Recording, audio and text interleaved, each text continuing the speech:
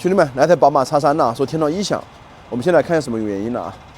别的天窗异响我修了很多啊，这宝马这个 X3那个天窗异响我今天是第一次碰到啊，先去试一下，听一下声音。哎呀，鼻子好痛啊！我靠，上火了。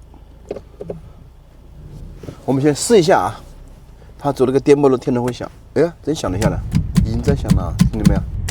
我再敲点起看看响不响。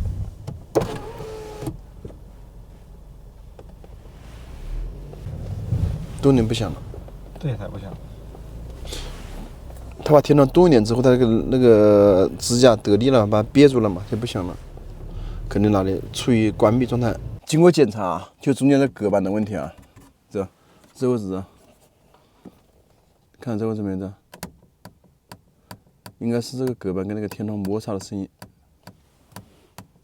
我们先把这里处理一下，然后再来试一下看啊，两边都给它处理一下。其实有些声音是从那个天窗骨架出来的，因为这个天窗整个上去之后，骨架也作为这个车顶的顶棚的一部分，车辆转弯呐，或者是怎么过坎的时候也会扭动，上面也有力量。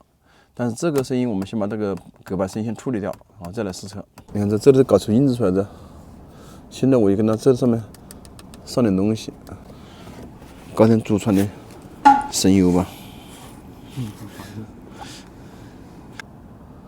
看是不是药到病除啊？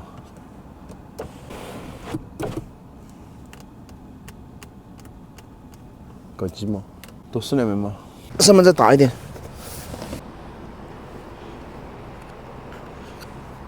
试车。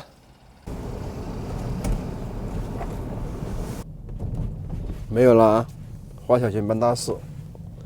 只要问题判断的准，知不知道？再大的问题都是小问题。这次跑偏跑得好，我可能是去松就跑了，连着一松就跑了这，哎呦，别垒上去了我。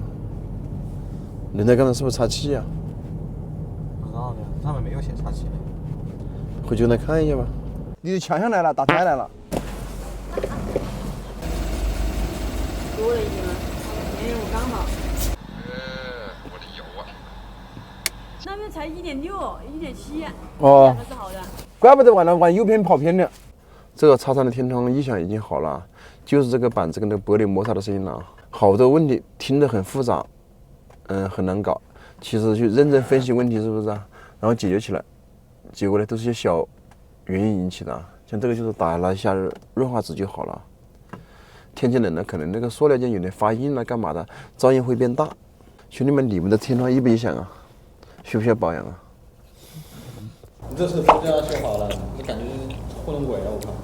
那个问题本来就很简单呐，是在于排查的过程，知不知道？小师妹过来，跟推手打个电话，快点！我到了里面打个电话，好吧？快点呐，默默讲。